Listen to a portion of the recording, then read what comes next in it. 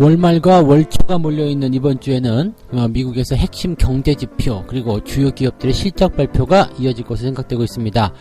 자, 그에 따라서 변동성 약간은 좀 예상되고 있다 이렇게 보여지고 있고요.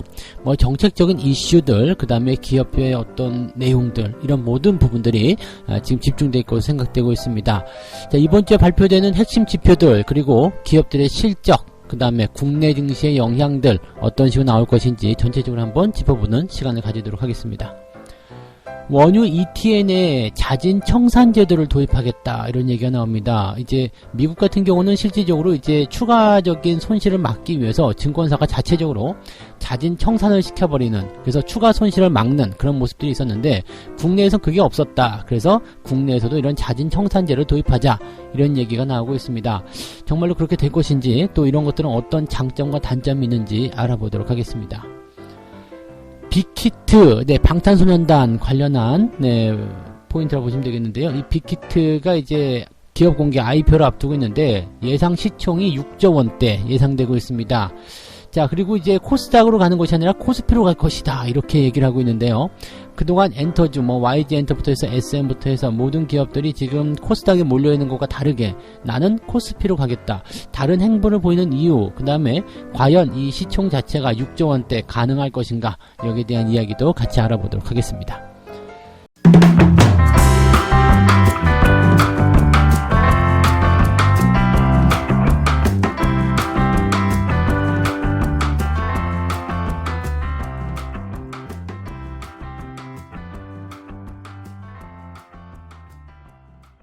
네, 반갑습니다. 오늘은 4월 27일 월요일입니다. 월요일이긴 한데요. 이번 주에는 이제 연휴가 시작이 되죠. 4월 30일 석가탄신일부터 시작을 해서 5월 1일 근로자의 날, 그리고 다음 주, 즉 다음 달 5월 5일까지 연휴가 좀 이어질 수 있는 가능성이 있습니다. 5월 4일날 물론 그 평일이긴 합니다만 대부분 휴가를 좀 많이 낼 것으로 생각되고 있습니다. 그래서 최장 6일에 걸친 엄청난 또 휴가 기간이 나올 것으로 생각되고 있는데요. 아무튼 이런 연휴를 앞두고 있기 때문에 주식시장은 약간의 변동성, 정말 매수해야 돼? 연휴 끝나고 사면 안 돼? 이런 생각들도 좀 드실 거라 생각합니다. 그래서 거기에 대한 이슈들 좀 풀어보도록 할 거고요. 자, 이번 주는 그렇기 때문에 국내 시장 같은 경우는 해외 시장의 어떤 변동성에 대해서 크게 생각하실 필요는 없을 것 같아요. 일단 변화적인 부분들 같은 경우는 분명히 있긴 하겠습니다만은 연휴가 일단 지나가 버리게 되면 악재가 나오더라도 그 다음에 호재성 재료로 나온다거나 이런 식으로 변화가 일어날 수 있기 때문에 그런 내용들을 좀 보시면 좋겠습니다. 자, 이번 주 주간 전망을 좀 살펴보게 되면은요, 미국에서는 이제 핵심 지표들이 나오게 됩니다. 미국의 1분기 성장률, 핵심 지표 이런 것들이 나오게 되고요. 애플, 엑손모빌 이런 주요 기업들의 실적 발표도 나타나게 된다 이렇게 되어 있습니다. 그리고 연준이 내놓을 경기 진단, 추가 부양책 이런 것들도 지금 나오게 된다라고 보여지고 있는데요.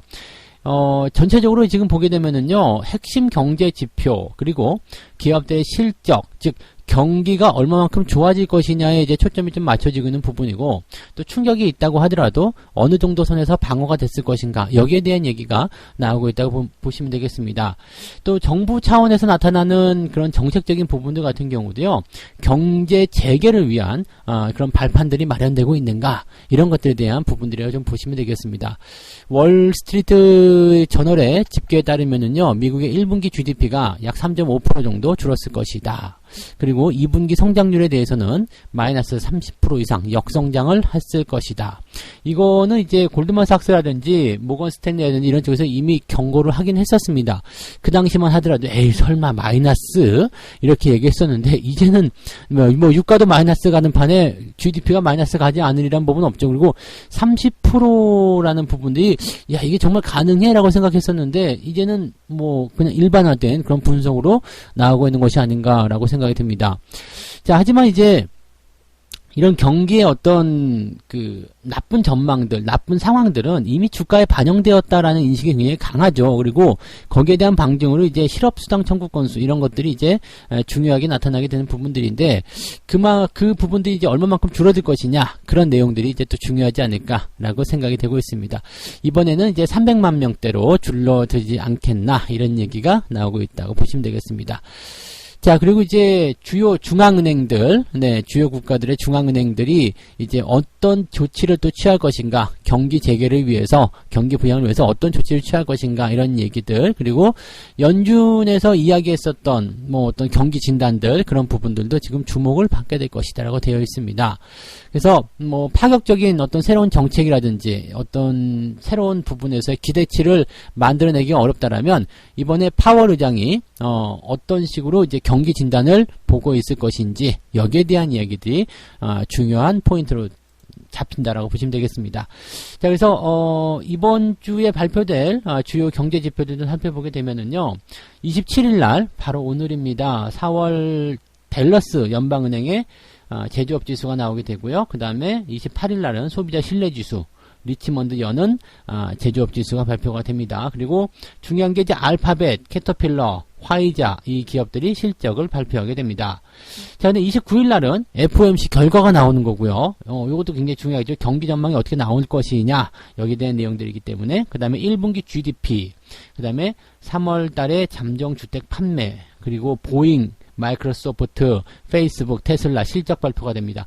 29일이 어떻게 보면 가장 전투적인 날인 것 같긴 한데요. 다행히 우리는 30일로 넘어가죠. 그래서 휴일로 들어가기 때문에 이 당시 이 시점에서 결과가 어떻게 나오는지 뭐 별로 중요하지 않을 수도 있을 것 같아요. 그냥 스리슬쩍 넘어갈 수 있겠다라고 보시면 되겠습니다. 만약 이때 안 좋았다라고 하더라도 증시에 대한 부분들이 뭐 목요일, 금요일 양일간의 이제 변동성을 흡수하면서 주가가 변화를 좀 보일 수 있는 상태이기 때문에 크게 걱정하지 않아도 되지 않을까 생각이 좀 들겠습니다. 그래서 그런 내용들을 보시면 되겠고요.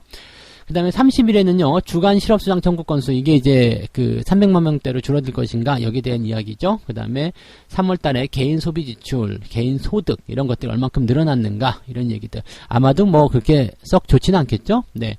그 다음에 시카고 PMI 지표도 발표가 됩니다. 그 다음에 애플, 아마존, 길리어드사의 실적이 발표가 된다고 보시면 되겠습니다. 그래서 29일, 30일이 사실은 이제 가장 중요한 그런 내용이 될 것 같고요. 그 다음에 5월 1일 같은 경우는 이제 엑선모빌, 쉐브론이 실적 발표가 있고요. 그 다음에 4월에 제조업 PMI 지수, 3월 건설 지출 이런 것들이 발표가 됩니다.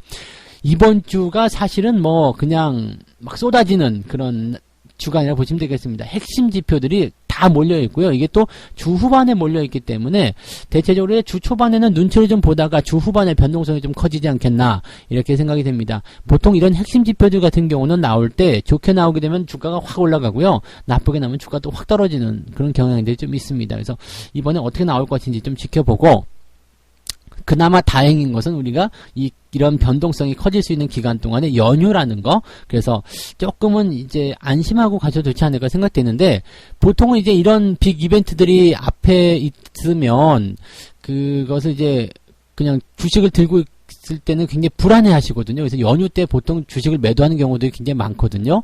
그래서 아마도 29일 정도 이 연휴를 앞둔 바로 그 시기에는 우리나라 시장도 어느 정도 이제 변동은 조금 나올 것이다, 이렇게 보시면 되겠습니다. 뭐 그건 그때 가서 다시 이야기해 드리도록 하죠.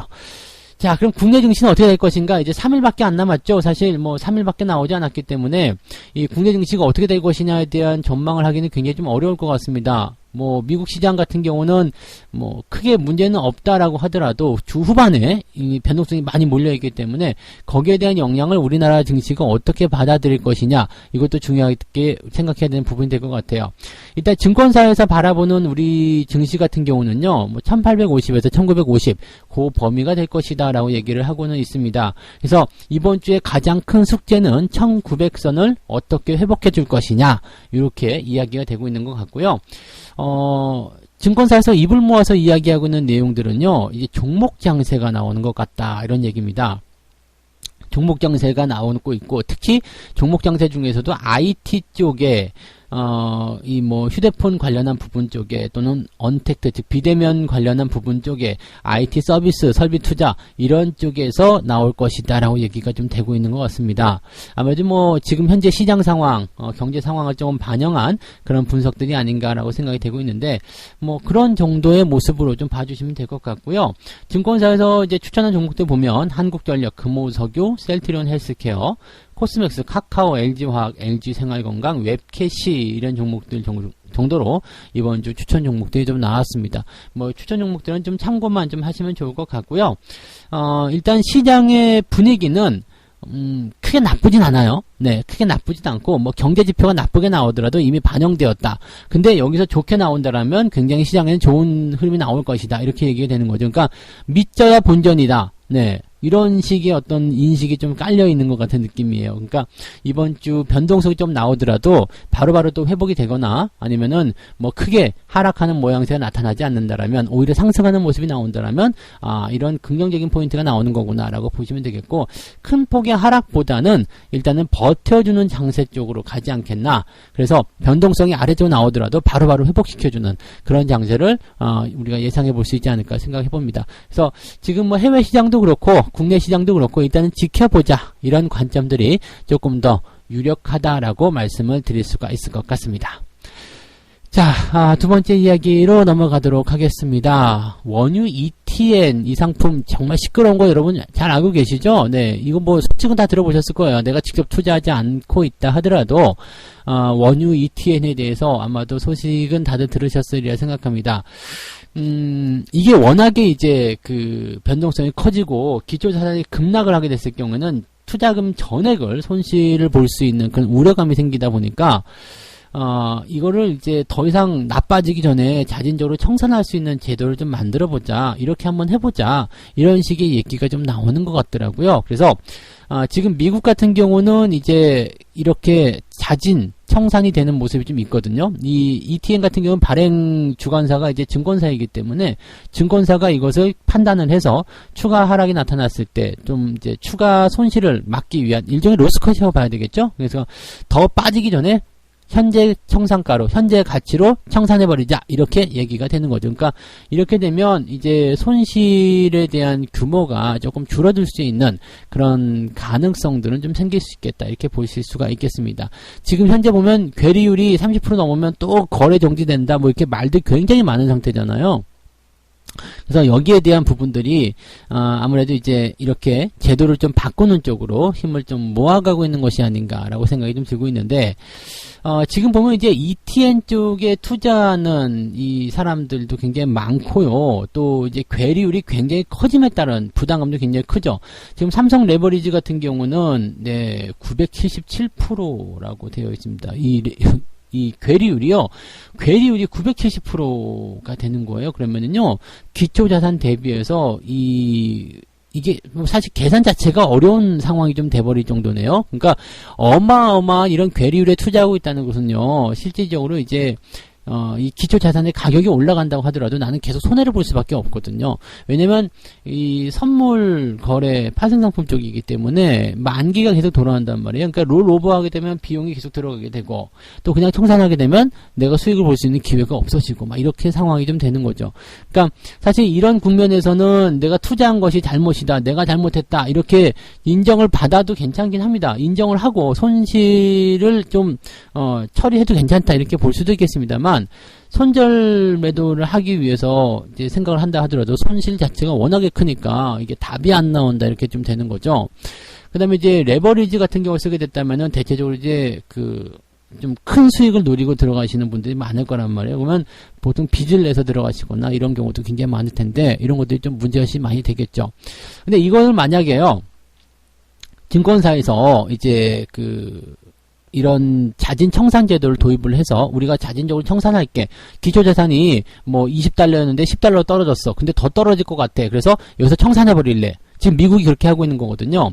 2000년대 초반에 이제 괴리율이 크게 나타나게 되면서 변동성이 커지니까 미국에서도 이걸 도입을 해가지고 그냥 중간에 탁 잘라서 더 하락하는 것을 막아줬단 말입니다. 그래서 이번 같은 경우도 이제 유가가 마이너스로 떨어지기 전에 이런 상품들을 자진 청산을 해가지고 투자자를 약간 보호해주는 그런 모습이 좀 나타났었는데, 우리나라는 그게 없었다 이거죠. 그래서 지금 이렇게 유가가 마이너스까지 떨어지니까 손해를 크게 봤다, 뭐 이런 식으로 얘기가 좀 된 것 같습니다. 근데 취지는 굉장히 좋겠죠. 추가적으로 하락을 할 수 있는 부분을 막아서 이제 자동 로스컷 해주고 청산을 현재 가치로 이제 해줘 버리게 되면 큰 문제가 없는데, 이렇게 유가가 마이너스까지 떨어지는 상황들이 그렇게 흔한 상황이냐? 네, 그렇지 않다는 이야기죠. 그렇게 흔한 상황이 아니기 때문에 뭐 그냥 자라보고 놀란 가슴이 소뚜껑 보고 또 놀란다고, 이 유가의 변동성이 조금만 커질 때 증권사가 자기 자의적 판단으로 마음대로 그냥 막 갖다가 청산을 해버리게 되면, 청산하고 나서 기존자산 가격이 올라갔을 경우 어떻게 하겠냐 이 말이죠. 그러니까 이런 상황들이 벌어지게 되면 또다시 갈등이 일어날 수 있어요. 그러니까 이것을 어떤 식으로 하게 될 것이냐, 여기에 대한 부분들이 쉽지는 않을 것 같아요. 이 자동 청산 제도를 도입하기 위해서는 관련 규정을 수정을 일단 먼저 해야 되고요. 그 다음에 금융당국과 논의도 해야 되고, 또 그렇게 절차가 됐다고 하더라도 이 투자자들이 과연 불만이 없을 것인가, 이렇게 되지는 않겠죠. 또 이렇게 과정들이 지나가는 과정에 이 괴리율이 또 진정세가 보이게 된다면 또 흐지부지 없어질 수도 있는 얘기가 되는 거기도 하고요. 그러니까 어쨌건 지금 상황은요, 투자자를 보호한다는 입장이긴 한데, 현재 시점에서 이것을 딱 갖다 써버리게 되면 굉장히 좀 피곤할 수 있다는 이야기죠. 지금 괴리율이 높은 것에 대해서 거래정지, 매매정지가 들어가는 것들도 사람들이 말이 많죠. 이제 하락할 때는 가만히 있다가 올라갈 때는 왜 이러느냐, 하락할 때는 그냥 다 얻어맞고 올라갈 때 매매정지 시켜가지고 이게 지금 수익을 방해하는 입장이냐, 뭐 이런 식의 불만들도 굉장히 많거든요. 그러니까 틀린 말은 아닌데, 사실 뭐 이렇게 정책을 쓰는 것은 지금 시점을 어떻게 보호한다기보다도 이미 물이 엎질러졌기 때문에 이건 어쩔 수 없지만 다음번에 있을 어떤 변동성에 대해서 미리 대비를 해놓자, 이런 식이라고 좀 보시면 될 것 같긴 합니다. 근데 투자자 입장에서는 여전히 조금 불만스럽지 않을까, 이런 생각을 조금 해봐야 될 것 같습니다. 아무튼 이제 이런 법이 제정이 된다면 추가적으로 하락할 수 있는 부분에 대해서, 추가적으로 변동성이 커질 수 있는 부분에 대해서는 투자자를 조금은 보호받을 수 있을 것이다, 이런 정도로 생각을 해주시면 좋을 것 같습니다. 자, 세 번째 이야기로 가도록 합니다. 세 번째 이야기는요, 빅히트, 방탄소년단 관련한 이야기죠. 빅히트가 이제 상장, IPO를 일단 준비를 하고 있는데, 상장에 지금 최근 속도를 내고 있다고 합니다. 그래서 상반기 중에 예비심사를 청구를 하게 되고, 그 다음에 상장을 만약에 하게 된다라면은 단박에 엔터의 대장주로 등극을 하게 될 것이다. 와, 진짜 완전히 잘 키운 자식 하나 열 안 부럽다고 딱 그거네요. 그래서 어마어마한 그런 규모가 폭발적으로 나타나는 모습인 것 같습니다. 자, 그리고 이제 이 규모 자체가 워낙 커지다 보니까 이제 연예 기획사라는 어떤 그런 영역 이외에도 추가적인 새로운 비즈니스 모델을 개발할 것이다. 뭐가 있을까요? 여러 가지 내용들이 좀 있겠지만은, 어디에 투자를 한다거나, 이런 식으로도 갈 수도 있지 않을까 생각이 됩니다. 그런 것들은 이제 앞으로 이제 경영진들이 좀 해야 되는 일이긴 할 것 같고요. 야, 방시혁 대표가 그래서, 어마어마한, 진짜 빅히트가 나왔네요. 그렇게 보시면 될 것 같네요. 그래서 지금 현재 보게 되면은요, 이 코스피 쪽으로 상장을 한다는 말이 나왔습니다. 이게 보통 이제 엔터주들이 코스닥 쪽으로 가는 모습들인데, 이 코스피 쪽으로 넘어가는 것은 이제 시총 자체도 워낙 크게 예상이 되고 있기도 하고요. 다른 물에서 놀겠다, 이런 식으로 가는 것 같아요. 다른 물에서 놀겠다.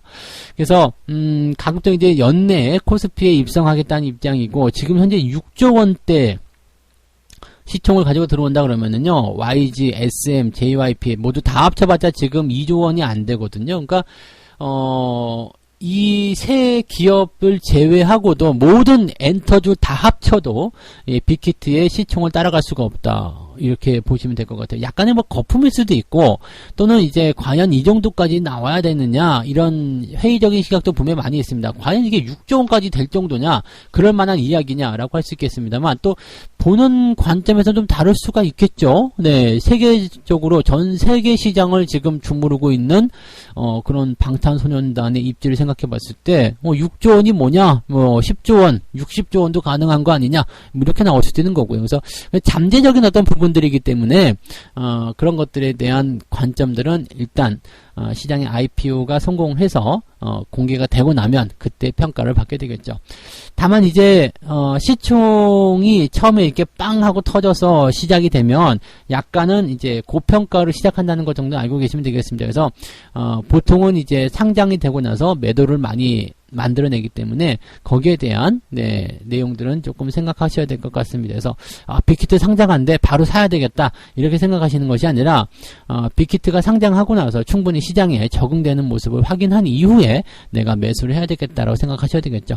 아무튼 뭐 연예계 이 엔터 관련 패턴에서 뭔가 큰 획을 그을 수 있는 그런 큰 이슈인 것은 확실합니다. 그리고 이렇게 빅히트가 성공을 하게 된다면 관련 업종에 들어가 있는 종목군들도 이런 어떤 기대치를 또 드러낼 수도 있는 거거든요. 그래서 거기에 대한 기대감들이 좀 생기게 될 테고, 대신에 이제 YG라든지 SM, JYP는 상대적으로 어떻게 보면 좀 밀려나는 그런 형태의 모습이 좀 되겠죠. 그래서 이 매수에 대한 어떤 포인트들이 다 이쪽으로 또 몰릴 수 있는, 잘 나가는 쪽으로 몰릴 수 있는 그런 상황이 좀 일어날 수도 있습니다. 그래서 기존의 대장주 역할을 했었던 종목군들이 조금 밀려날지도 모른다. 그런 정도의 어떤 우려감? 그런 정도만 좀 생각하시면 되겠습니다. 그래서 뭐 아직까지는 이 모든 부분들이 다 그냥 생각에 불과한 부분들입니다만, 일단 빅히트가 상장을 하고 나면 그 생각들이 현실로 바뀔 수 있는 내용이 되니까 미리미리 생각을 해주시면 좋지 않을까 생각합니다. 자, 그래서 빅히트 관련한 이야기까지 오늘 전달해 드렸고요. 3가지 이야기 말씀을 드렸습니다. 미국의 성장률 지표 비롯해서 뭐 기업들의 실적 발표 등등 정말로 이번 주에는 핵심 지표들이 잔뜩 몰려있기 때문에 중요한 한 주간을 보내야 될 것이다. 그리고 변동성도 상당할 것이다. 이야기해드렸고요. 원유 ETN에 대해서 자진 청산 제도를 도입할 것으로 예상되고 있는데 이것이 지금 뭐 다 지나가고 나서 이렇게 하는 것이 과연 옳은 것이냐, 여기에 대한 이야기도 있고, 투자자들 입장에서는 또 불만이 쌓일 수밖에 없는 내용이기도 합니다. 그래서 거기에 대한 내용들이 어떻게 진행되고 있는지 조금 말씀을 드렸습니다. 빅히트가 6조 원대의 시총으로 코스피에 상장할 것이다 라는 얘기가 나오고 있는데, 올 연내 안에 일단 상장이 진행될 것이다 라고 얘기가 나오고 있습니다. 이 부분이 이제 엔터 관련한 종목들 쪽에서 지각 변동을 크게 일으킬 것이고요. 여기에 대한 기대감도 생각보다 크게 나타나고 있다 정도로만 우리가 봐주시면 되겠습니다. 자, 이렇게 해서 오늘 이야기 다 전달해 드렸고요. 네, 이번 주는 짧기 때문에 변동성이 월요일부터 수요일까지 빠르게 또 강하게 나타날 수도 있습니다. 항상 변동성이 심할 때는 오전에 뜨거울 때 들어가시는 것보다 조금 변동성이 줄어드는 그 시점을 이용해서 오후 타이밍 매매가 좋습니다. 그래서 그런 부분들을 잘 참고하시면서 대응하시면 좋겠고요.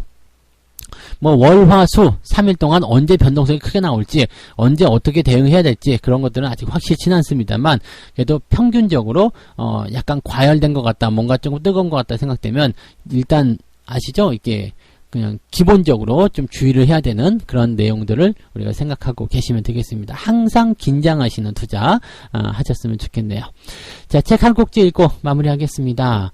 투자는 포커와 매우 흡사하다. 우리들 각자는 모든 판에 참여하고 싶은 공통적인 약점을 가지고 있는데, 이것이 우리 모두가 가지고 있는 인간적인 약점이며 또한 투자자나 투기꾼에게는 가장 큰 적이 된다. 무슨 얘기냐면 항상 수익을 내고 싶어하는 마음이 든다는 얘기예요. 단타 하시는 분도 마찬가지예요.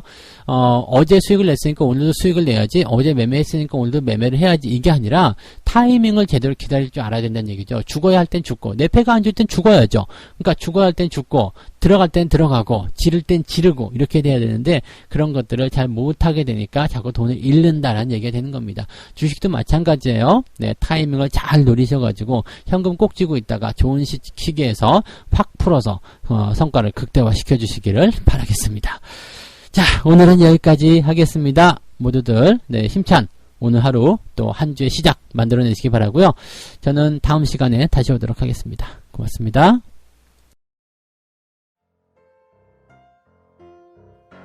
본 방송에서 제공되는 모든 정보는 투자 판단의 참고 자료이며 투자의 최종 책임은 본 방송을 이용하는 본인에게 있습니다.